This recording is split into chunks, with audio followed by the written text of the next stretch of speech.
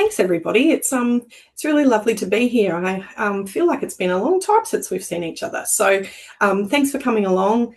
It's always lovely to spend the time with you all. And I know that you're all really busy, so these little drop-in lunchtime webinars are really important to us so that we can share some of the work that we're up to, but also really important for you guys just to connect in with the education team. So, you know, I would like to begin today. For those who don't know me, my name's Megan.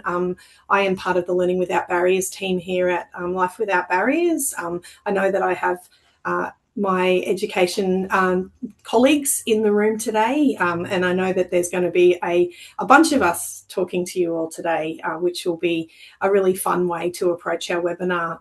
I'm going to get us started for today. Our webinar today and in August, something really special and magical happens in Life Without Barriers, and led by the education team called Hook into Books. And our webinar today is really placing ourselves in that literacy hook into books space, where we get to talk about all the fun things around reading and the joy of literature, in exposing children and young people to all of the amazing opportunities that literacy can bring. Yet we know that literacy is much more than learning to read. We know it opens doors to learning, its connection, its confidence, imagination and independence.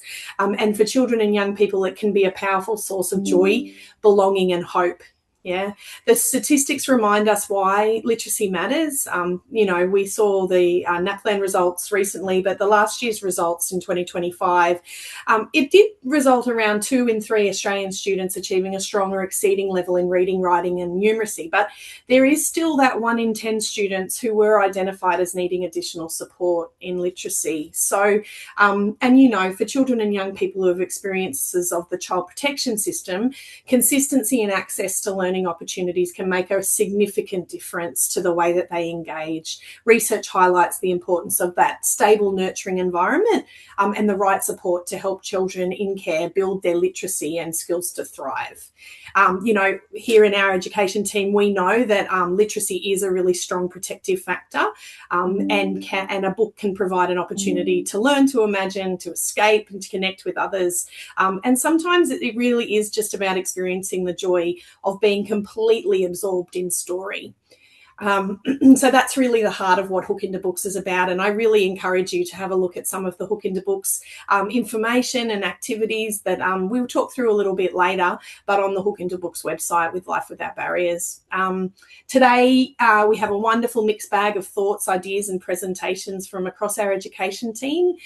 You know, we'll hear from a foster care perspective, a residential care perspective. We've got educators in the room, you know, teaching perspective and speech and language perspectives, and also our First Nations in terms of connection to story and culture.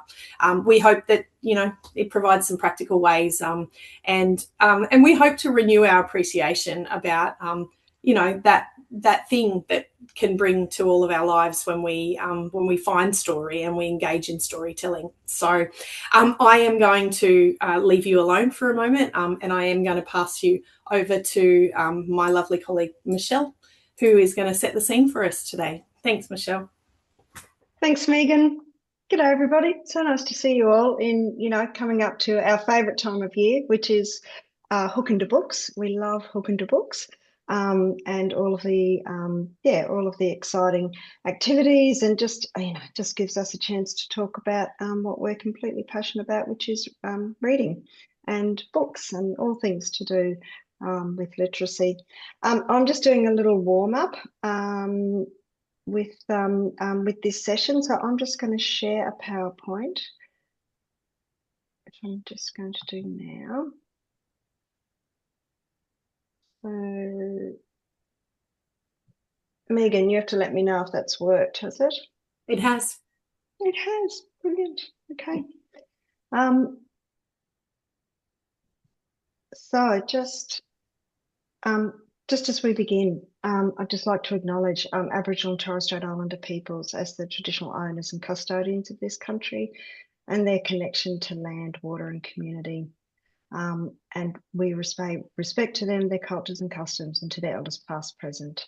And we believe that reconciliation must live in the hearts and minds of all Australians. And just to say that always was and always will be Aboriginal and Torres Strait Islander land as we start the talk today.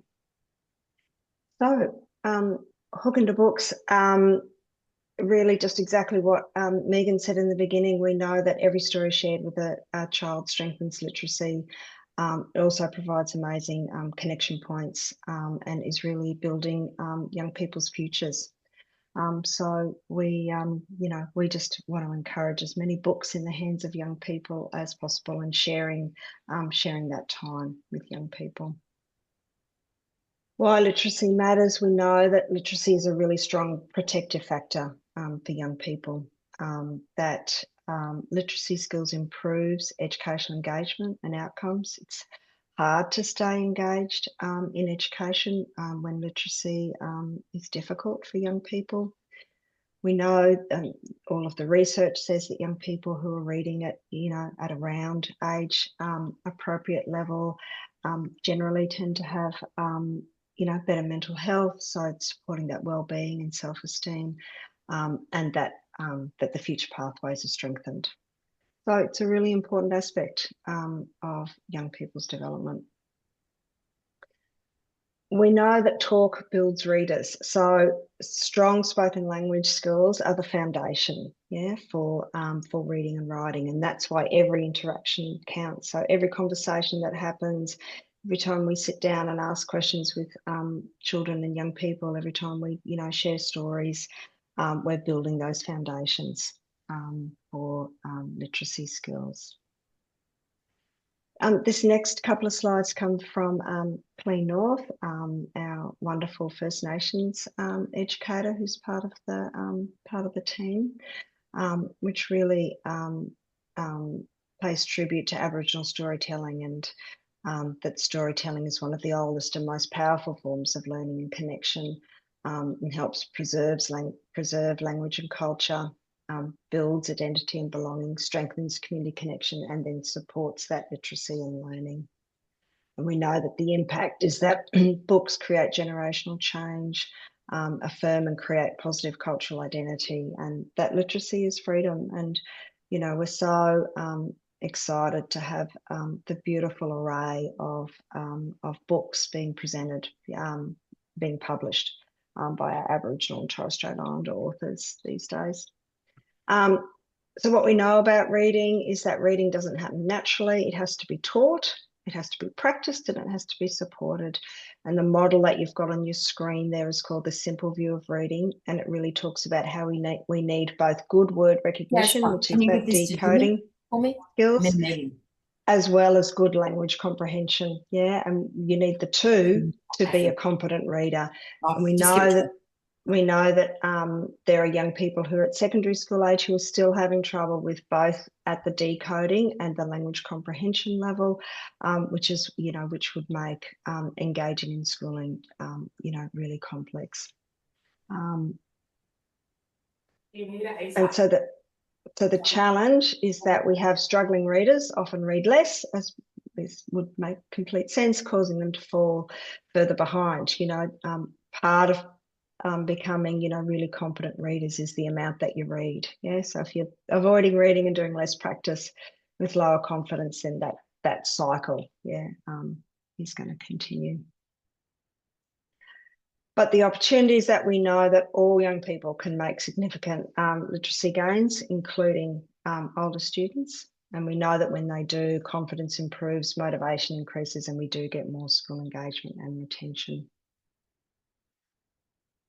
So a little bit about, what can we do? Because we know that one story shared today can change a child's future tomorrow. We know that reading together every day, is critically important, and that's at any age. And that if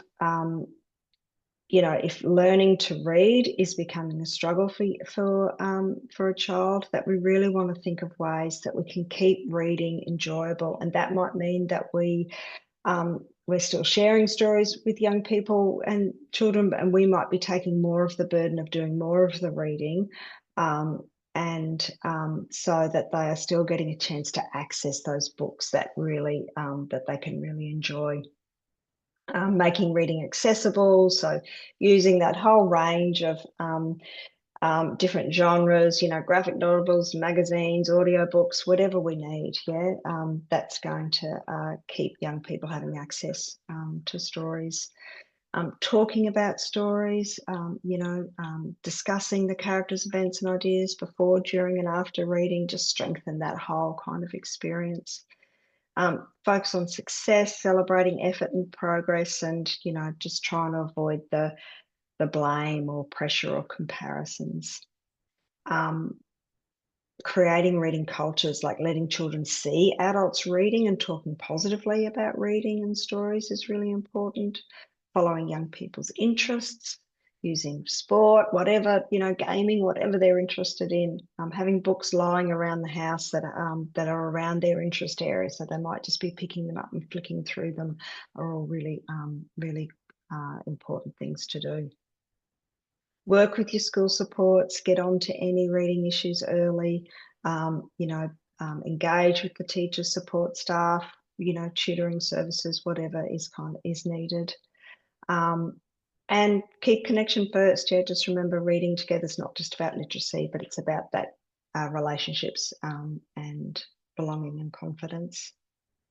And just one more slide from me is just that the importance of that every day matters. Yeah, that when we think about school and schooling and school attendance, that we know that young people in out-of-home care, do sometimes have more pressures on their times, which means that they do, can miss more school, but that has some really long-term impacts for young people, and it's really hard to maintain your schooling outcomes and your literacy levels and things like that if you're missing school repeatedly.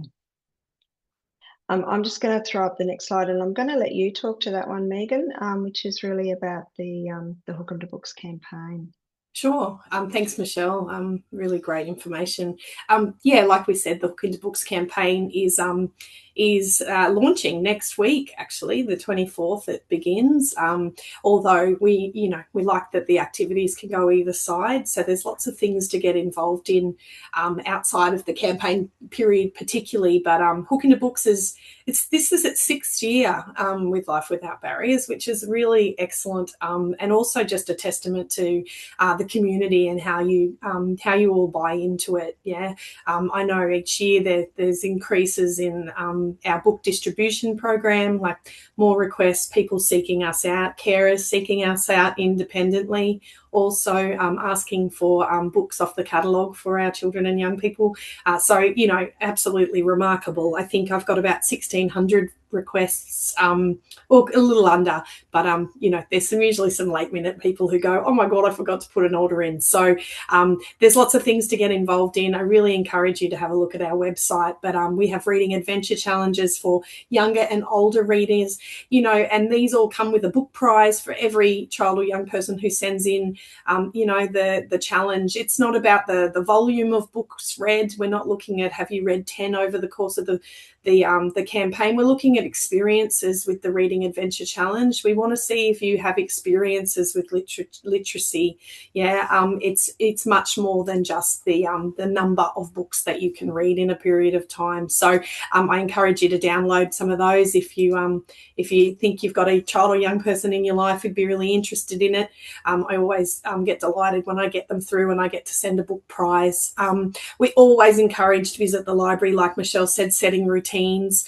Library membership is one of those ones you can do, and so many great benefits from going to the library, including access to a range of different audiobooks, ebooks, digital magazines, lots of different things that you can get for visiting the library, in addition to your physical books. The book distribution's what I've talked about, so that one's pretty much wrapped up and ready to go. The books are on their way now, ready for us to get out to families. Catch a Reader, again, modelling, adults who model reading and the joy of reading and reading for pleasure is a really great way for us to share our love of reading during Hook into Books campaign. But I do get delighted when we get the unidentified photos of the kids reading their books with the books in front of their faces for a Catch a Reader. So again, we'd love to see things come through the Hook into Books at lwb.org.au email address, please send them through so that we can share that around the organisation. Again, another little challenge in there around 14 Days of Kindness, which has really got a really lovely literacy tone to it. So it's a downloadable. And Indigenous Literacy Day, which really luckily falls within the campaign period of the 2 weeks this year in September. And we want all of our workforce. Yeah, we're looking at you, CYF. We want you guys to start talking about our beautiful First Nations creators. We want you to see if you can read one of the books during the course of the campaign and do a number of the other different challenges in there. So again, there's a book pack available for your officers there if you can get that challenge through. So really appreciate it. It's really, it's a delight. So there's nothing not to love. But yeah, please reach out if you want to know anything more about Hook Into Books or you have any questions. Thanks, Michelle. That's my only slide on that one, isn't it? Thanks, Megan. I'll stop sharing. Excellent. Thank you. So great. I love these conversations. I can spy a colleague in the room, Leanne. I'm going to call you in now. Hi. Leanne Smith is one of our team. Hey, Leanne. Good morning, everyone. Oh, no, afternoon now. How are we all? Hey, do you want to throw a question out to you, Leanne, as an educator, a teacher, career teacher? Some practical ways that you've maybe done or that you've seen other teachers do to re-engage a student who might be falling behind. You don't want them to feel like it's a remediation or that they're, falling behind their peers. Is there anything that you've seen or done yourself that you can share today? Yeah, sure. Well, thankfully, things are looking a lot more interactive and interesting compared to perhaps back when I was at school in the 80s. Technology has its strengths and its challenges, but with re-engaging readers and young people who've fallen behind, tech has been kind of great for that, from adjustments it can make through things like speech to text. So it's obviously that can support with writing, but it's great for the young people to also then read back and be encouraged to read back, and making that a bit quite habitual in the classroom where, it's your job to make sure the computer got it right as well, but it also practices that reading skill, and they have a more chance of success because they know what's up there because they've said it. But also, to another great way of re-engaging through tech is all the platforms that gamify literacy now. So I'm sure many of you are familiar with Reading Eggs, but often in the classroom too, teachers can tailor things specific to their group using platforms like Blooket, Kahoot, and etc. to make it more interesting and more interactive. And not just about one person or a small group having to do this specific task. Everyone can engage. And really, if teachers are doing that well, they're doing UDL, they're using the universal design for learning, in that everything is accessible for everyone at their level. So it's about differentiating where we might have a same or similar outcome, but there are different ways to engage with that, which means teachers then have appropriate resources when they know their students well. So where you might have your young people who are flying and extending and need the challenge in the reading task, to the young people who are still kind of grappling with their literacy at their age level. Classrooms are spaces that are highly differentiated now to ensure that everyone is able to access where they're at, but most importantly, age appropriately, which is why it's also great to see age-appropriate leveled readers in classrooms as well. So when young people are reading at a lower level, it doesn't mean it has to present, say, in a Year 6 classroom, a Year 2 book. It can be something that looks like a Year 6 text. Yes, Catherine, that's a great resource too, Storybox. Absolutely. Or the our online resources to access ebooks. Storybox is a great one, and I know that we've got access through that through our Learning Without Barriers page too, which you'll find on the internet with more details too. So yeah, there's a few ways that's I've seen teachers and engage with I guess various means to re-engage those readers. Lovely. It's a lovely exploration of all of those re-engagement techniques, Leanne. I really enjoy it. I know that my own daughters use voice to text often. They that's the way they get their thought processes down, and they really engage in a different way, and very different to what my son does. So it's really lovely to see it in action too.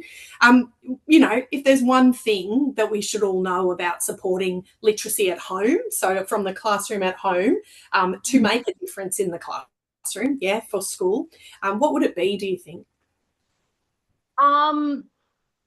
Well, so straight off the bat, I'll be really honest too. You can really see the difference in the classroom when literacy is supported at home. Like Michelle was talking about earlier about confidence and belonging, it really comes through in the classroom, and you can really see when that is supported more at home. And it's understandable too that can be challenging with work schedules, extracurricular, everything else going on, but they don't have to be laborious tasks. It can be as simple as having some things out on the table, maybe even at breakfast, asking them to read something off the cereal box. I remember when I was a kid, I learned how to get out of a rip thanks to a Nutri-Grain cereal box. So I used to have the Iron Man and the Lifesavers putting advice on this cereal box. I remember eating my cereal one day, and I actually worked because I had to get myself out of a rip when I was a kid. So Yep. it was great that I was able to read that cereal box. But also to making time and making special time for reading opportunities is really beautiful as well, because in that moment when you're able to create that beautiful connection, that safety, that special one-on-one time, it also assists in more confidence and success around reading as well, because you're really tuned into with them, and you're providing that support and being responsive to their reading time. It has an incredible impact just having that special dedicated time. And aside from providing the opportunity, I would also suggest being mindful around maybe your language and tone of voice that you use when you're supporting your young people with their reading. So maybe instead of saying, "Oh, I know that's hard," you could rephrase it with, "You're doing a great job chunking that word up." Chunking's a reading strategy. You could think about what kind of strategies they might be using in the classroom, or that you see that they're using, like sounding out as well, and just letting them know that you're picking up, you're authentically giving the praise around what you're seeing that they're doing really well and trying hard at. Catching them doing that great stuff is always a great way to help boost their confidence and their reading too. So great, thank you. I think what we see there, what we're doing in terms of that connection point at home is really about building their efficacy, right? Building children and young people's belief that they can learn, that they can be engaged in the classroom, because they've got connection points, So and I think that we know the research tells us about the perception of being a learner and how you engage in learning. That's it. Yeah. Thanks, Leanne. Excellent. No worries. I'm going to spy another person in the room, and I'm going to ask Karen if she can unmute and join me for a little question. Thanks, Karen. Karen's down in Tassie down there doing some great education work and sits alongside our team. Thanks for coming today, Karen. No problem. Thank you. Hello, everybody. Hey, we often talk about the fact that you you do wear a number of hats, and one of the hats that you do wear is as a foster carer. And I know that you've talked about firsthand how powerful books were for the young woman, not a child now, a young woman in your care. Can you tell us about how you helped her finding her own joy in reading and her journey? I hope so. My foster child was never hard to engage with reading. She loved reading, which was a good thing. And I can remember Harry Potter was her absolute favourite. Oh, there we go. And Great timing, Grace. Well done. and she just loved it. The books are still on display in her room. I think it allowed her just to bury herself in the fantasy and forget about past troubles. She really liked it. But in terms of, we also joined the library and we had regular visits to the library. The libraries are a great space. There's so much going on in them now. For little ones right up. So we visited the library. I think she at the age of 12 thought that the library card was quite special. It was like a license. So she enjoyed that.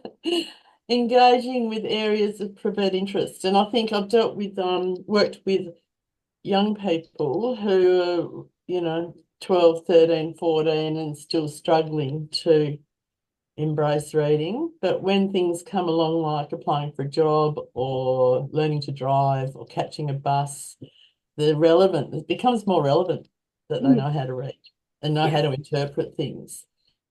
So the other things that I've done with young people is start with things like comics, short, funny poems, joke books.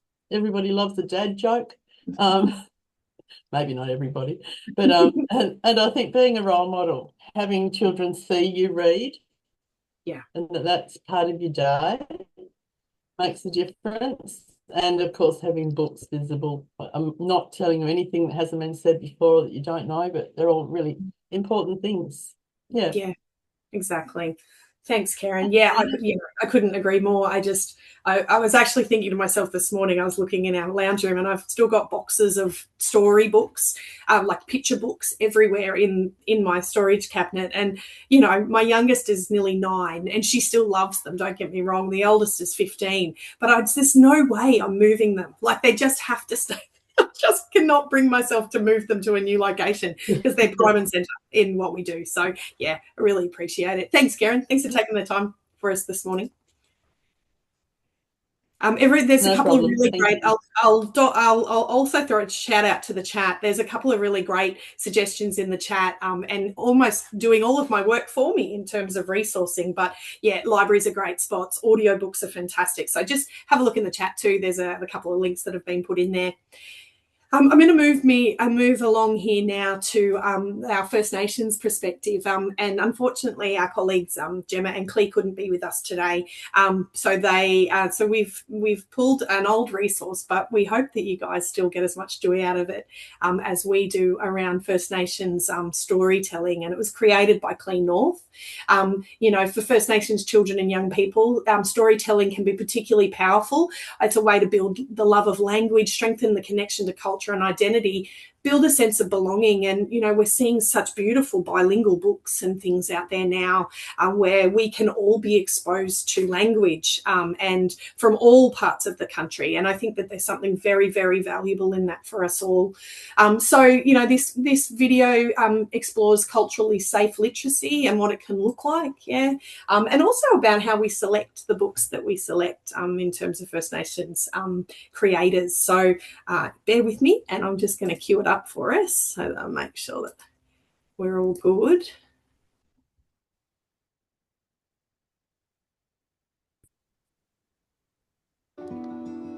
The oldest form of Australian storytelling is Aboriginal storytelling. The period of creation before time as we know it existed is known to the Aboriginal people as the dreaming. This is when the very essence of human nature came to be understood and was passed down through generations with Aboriginal storytelling.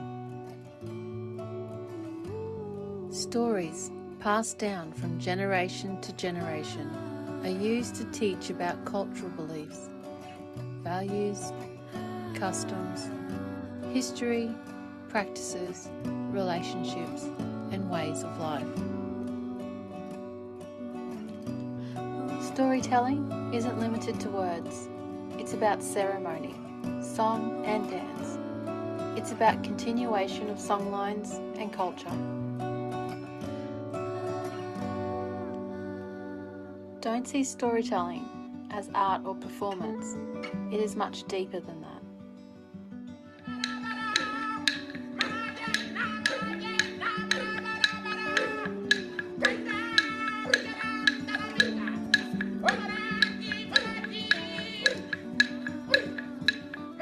When we stamp our feet on the earth during a dance or ceremony, it is a physical call to wake up the earth, to wake up the mother, and to wake up country.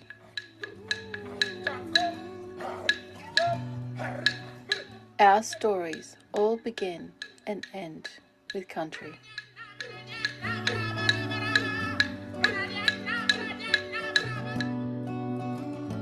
Our world has changed, our ceremony, our song and dance, our storytelling has changed. Literature and books have changed too.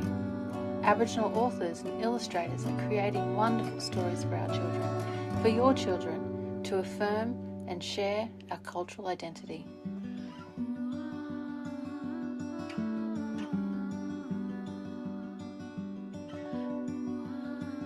Our children can now share stories in their home, their schools, and with their wider community.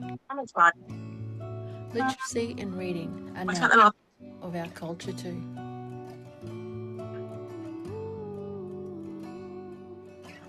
Supporting our children to be successful readers is an act of love. Because literacy is freedom. Freedom to feel confident, freedom to share and express themselves, and freedom to dream of a future they deserve.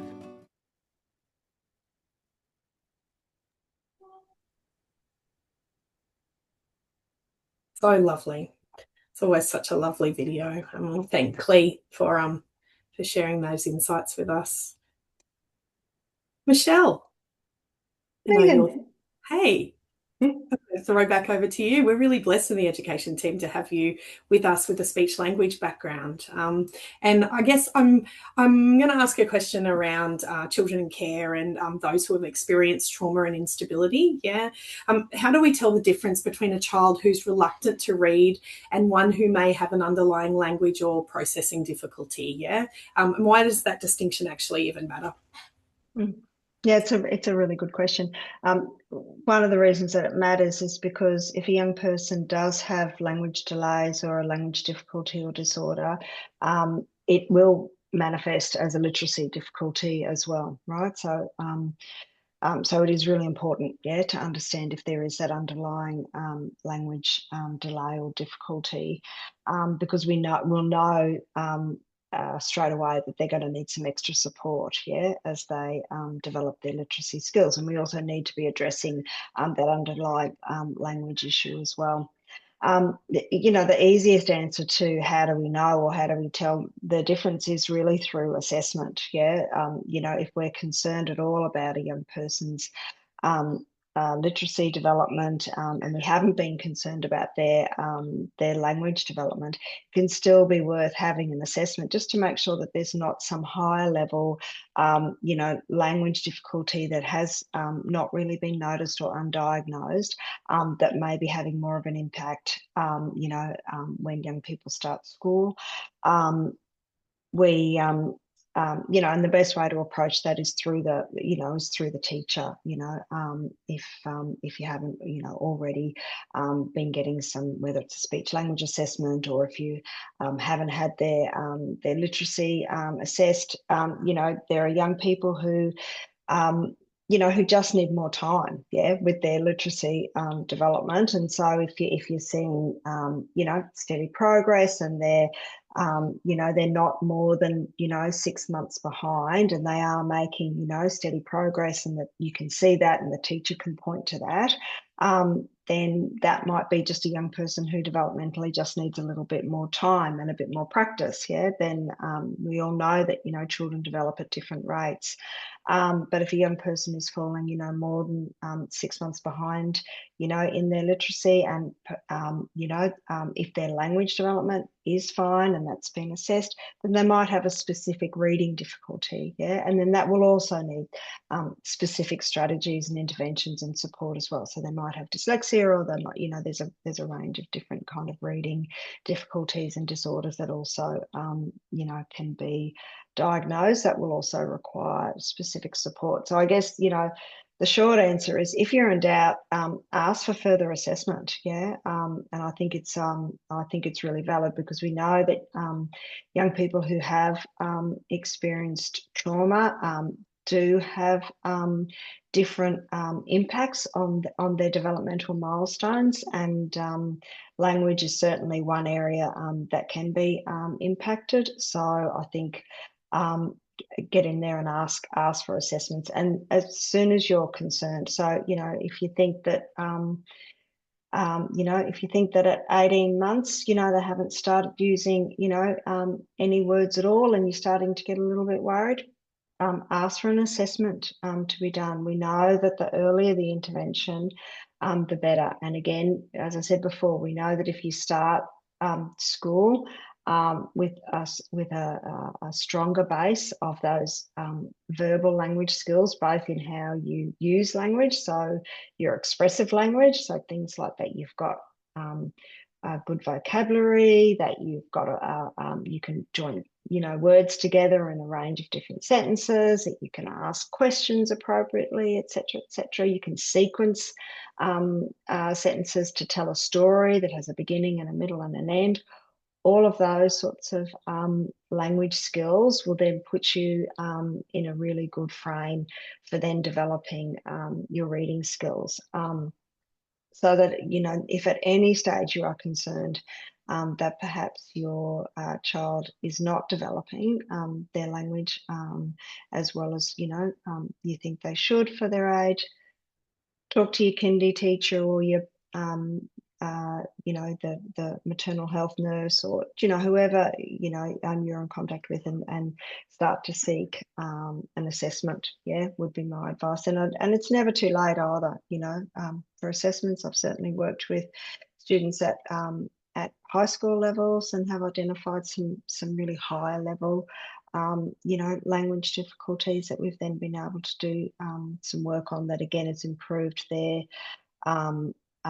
confidence in approaching, again, some of those more high level writing tasks that are happening at that high school level. So it's never too early to get assessed. It's never too late to get assessed, you know, would be part of my recommendation there. But, you know, not all young people who have, as I said, who have a reading difficulty, have got an underlying language difficulty. It's just one of the things that you do need to be aware of. There are some young people who just have this specific reading difficulty, and that also needs, you know, professional assessment and support as well. And then, as I said before, there are just some young people who just haven't had enough practice. They, you know, and they need more of that kind of level of support as well. So there's that whole range, but ask for help, and yeah, keep seeking it is a short answer to that.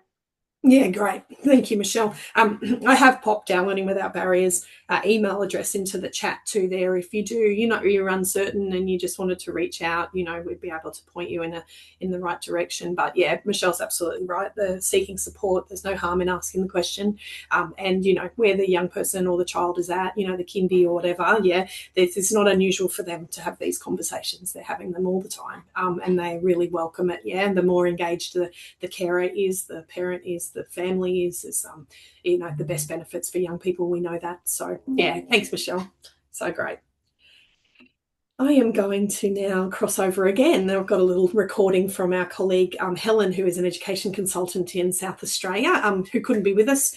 Helen, took the reins today around supporting young people, children and young people in residential care. We know that, you know, our messaging is the same across the board here with us. You know, like we all know that we're going to be speaking from the same song sheet in a lot of ways, but there are some specific things that we talk about around what can happen in resi care. You know, the power of the relationship with a young person in a residential care setting when it comes to literacy and engagement in reading and education in general. Yeah. So I am going to again share my screen, and I'm going to hope that I can get Helen's video working for. Yeah, hello. My name's Helen Hulse. I'm the education consultant that sits in South Australia. And my little cameo appearance for this webinar on hooking to books and everything literacy is really just a few little hot tips and hacks for when you're working in a resi care setting. So in a resi care setting, you know, the culture within Life Without Barriers is we want to encourage children to have the love of books and reading. Setting up a library or setting up, you know, some space in the common areas in resi care houses where you have books available, both picture books right the way through to novels, age appropriate dependent on the children and young people that are at the house. And this can be modelled by, you know, staff reading books or reading a magazine on the couch, encouraging things like, you know, where you've got teenagers looking at your stars together and reading your horoscope and getting them to read theirs. You know, that is all reading in itself. Where you've got kids that are reluctant readers, you know, getting them to even read things like the breakfast cereal packets, or if you're going for a drive, getting them to read the road signs on the road, anything where you can explore words and literacy in your day-to-day dealings with children and young people is absolutely fantastic, and evidence shows that it will improve their levels of comprehension and their fluidity in reading. Just one thing, you know, even if you get children to read a passage for 10 minutes a day and read the same passage over and over again, you will see over time that their fluidity and comprehension and confidence in reading will improve. Another thing is that if they are reluctant readers, read to them. Read to them. That's, you know, audiobooks or reading together, and allowing them to ask curious questions is really a great way for them to engage in reading and to enjoy the love of reading. And it doesn't have to always be a reader from school. It can be anything. Something else to think about in our houses is, you know, to play games, to look at playing card games or games such as like Scrabble, and you can get junior Scrabble, or even games that require you to read things, say for example Monopoly, where you've got the cards that you read. Just anything, or reading instructions of a game, anything that the child's interested in, try and incorporate reading and language into that. We have a range of books, and we're always happy to provide more books and opportunities for children to read. Another really great hack is to get them to go to the library. Take them to the library. Not only can you look at books, you can read them there, but libraries are great places nowadays. They have magazines that children can borrow, children and young people can borrow. There are videos, I know we don't have DVD players that you can borrow, but there's also sports equipment and other things there. But I guess what it does, it just expands their world to see what's out there. So I guess my final message would be, just, you know, whatever you do at home, try and incorporate and intentionally bring reading and literature into the house, and try and, you know, model that behavior by yourself rather than sitting reading off your phone. Pick up a magazine, pick up a book, and start reading that, and see where you go from there. Hope you're enjoying this webinar, and yeah, thank you. Back to you, Megan. Excellent. Thank you, Helen. And if there are any resident care workers on the call today, we'd love to hear from you in terms of, you know, I might have an extra stock of some books that I might be able to send your way. We'd love to see more books get into those houses. So, yeah, please reach out. We'd love to hear from you. Yeah, there's some really lovely things that we can do just in our day-to-day being when it comes to literacy. You know, I think we've all had a great opportunity to explore some of those today. Like I said, the chat contains a number of different ideas. I was going to run through a few other things with you today around resources, but mostly they've been covered, right? Encourage you to get to your library, you know, seek out what their online platform is, whether it's BorrowBox or it might be Libby or Sora, you know, but there are ways for us through our memberships to get free ebooks and free audio books and lots of digital magazines coming online now. You know, Storybox Library, the LWB has a subscription to Storybox Library, so that the login details are in the chat now. Yeah, use that. It's really, it's such a beautiful resource. And, you know, I know when it's, you know, particularly difficult day at work sometimes, listening to a beautiful book be read to me is actually really therapeutic. There's something very lovely about it, and there's some really cool people who read them too. So it's another one. The other one, there's Story Online, which is it's actually actors and stuff too, but it's American based, I think. But again, it's open profile by the looks of it. You don't need a login to it too. So it's another one that you can just access and put on quickly.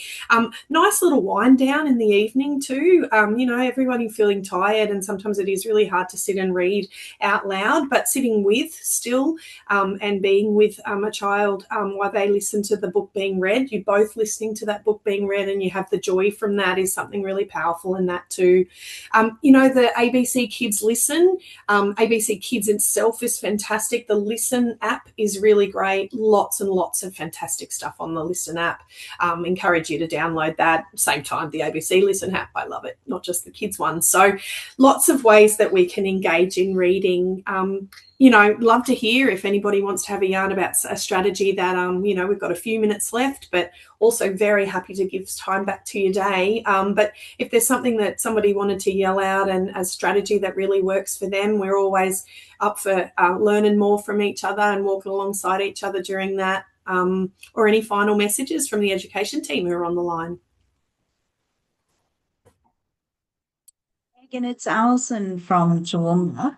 I just wanted to add in, when we were talking about libraries and all of the resources that are at a library for our young people, building relationships with people in the library actually develops some of their safety networks as well that are sustainable long-term post our involvement. You know, if they're being reunified to mum and dad or whatever, they can actually be those really long-term enduring relationships that they can have. I know for my children, the library was our favourite place to go, and we would go to pajama story time every Wednesday night. That was their highlight.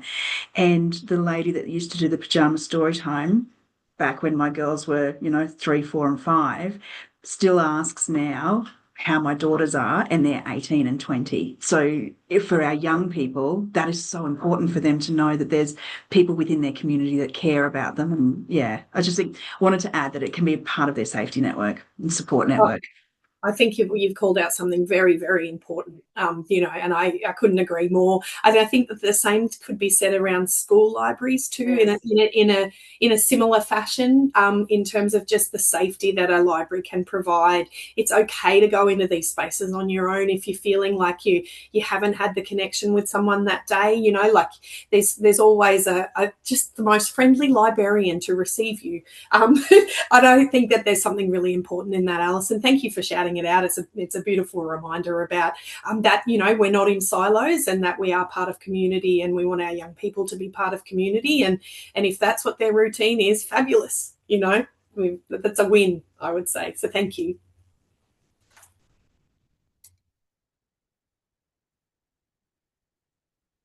there's nothing else.